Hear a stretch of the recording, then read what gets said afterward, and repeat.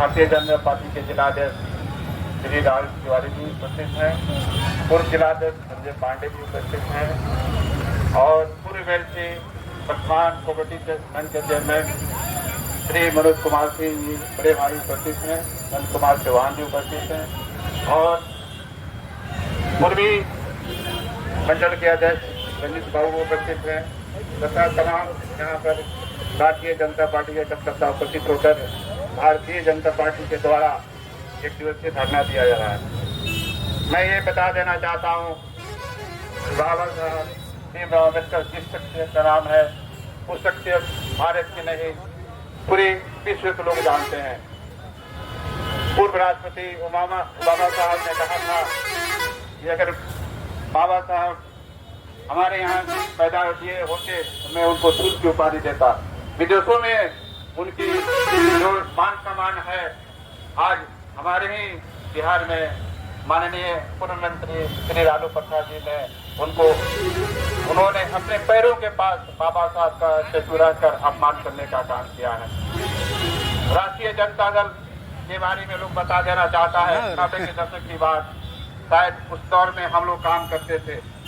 उस समय घर से कोई बाहर निकलता था तो शाम को वापस आएगा कि नहीं आएगा किसी को पता नहीं था। हमारे साथी लोगों ने शहादत दिया, शहादत के बल पर आज आजाद हुआ है। आज भारतीय जनता पार्टी एनडीए की सरकार है। इस एनडीए की सरकार में दलितों को क्या मिला शायद आप लोग नहीं जानते हैं। ये एनडीए सरकार ने आज कितने राज्यपाल आप देख रहे हैं, विश्वनाथ अरगर साहब से लेकर हारिस मोहम्मद साहब से लेकर और दलित समाज के लोगों को राज्यपाल बनाया जा रहा है। क्या कांग्रेस के राज्य में क्या इतने लोगों को राज्यपाल बनाया जाता था? इतने उत्पत्त मिलता था? नहीं मिलता था। आज देश के दो राष्ट्रपति रामनाथ कोविंद साहब हैं और अभी वर्तमान में दलित समाज अनुसूचित जाति समाज के आती हैं द्रौपदी मुर्मू साहब को राष्ट्रपति बनाया गया। किसके शासनकाल में हुआ? भारतीय जनता पार्टी की सरकार जब से बनी है दलितों का मान सम्मान बढ़ा है। आज पूरे भारत में दलित समाज की 22% की संख्या है और 22% की संख्या को लोगों ने निर्बंधित कर अपना सरकार बनाना चाहते हैं। ये सोचने की बात है।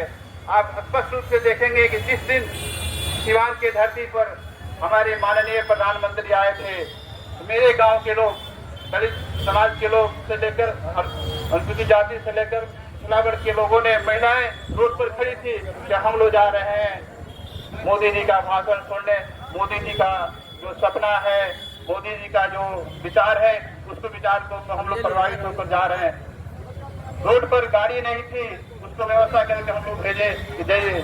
आज करीब 15 लाख की संख्या में मोदी जी को भाषण सुनने के लोग आया था।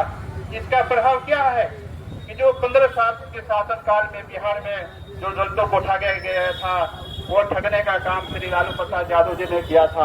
क्या अगर लालू जी चाहते तो दलित समाज के व्यक्ति हो या अनुसूचित जाति का हो, चाहे ओबीसी का हो, क्या 11वीं पास का लड़का मुख्यमंत्री बनेगा? क्या यादव समाज में कोई पढ़ा लिखा नहीं है?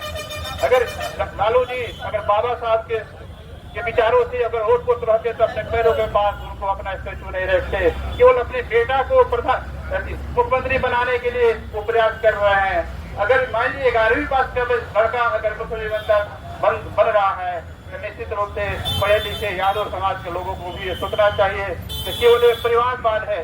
भारतीय जनता पार्टी परिवारवाद नहीं है। भारतीय जनता पार्टी पूरे समाज को लेकर चलने का काम करती है। अभी हमारे देश में एक ऐसा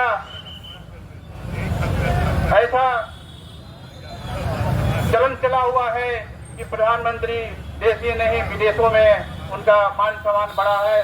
अगर हमारे देश को अगर प्रधानमंत्री विकसित बनाना चाहते हैं तो हम सभी दलित समाज के लोगों को भी भारतीय जनता पार्टी के कदमों से कदम मिलाकर चलना चाहिए। 22% संख्या कम नहीं होती है। अगर 10%, 12% के लोगों अगर वो अपना बहुमत बनाकर किसी का समर्थन देते हैं, सरकार बना सकते हैं, तो हम दलित समाज के 22% लोगों को भी भारतीय जनता पार्टी को समर्थन देकर बिहार में आने वाले विधानसभा चुनाव में सरकार बनाने का काम कर सकते हैं। इसलिए मैं सभी दलित समाज के लोगों से आह्वान करना चाहता हूँ कि आप लोग एक मंच पर आए और सभी भेदभाव भूलकर